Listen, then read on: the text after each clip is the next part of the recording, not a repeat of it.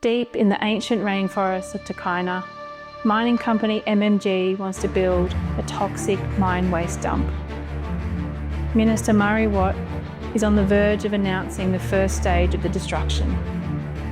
14 kilometres of new roads into the rainforest.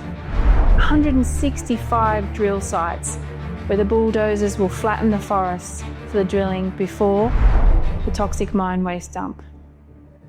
MMG then wants to pump 25 million cubic metres across the Paiman River into these Takayna rainforests. Toxic sludge that would flatten the rainforests, the critical habitat of the masked owl, the Tasmanian devil, and countless other species. MMG's toxic mine waste dump will kill everything in its way. These forests are still intact because in 2021 we took action and we forced MMG's bulldozers out of those forests.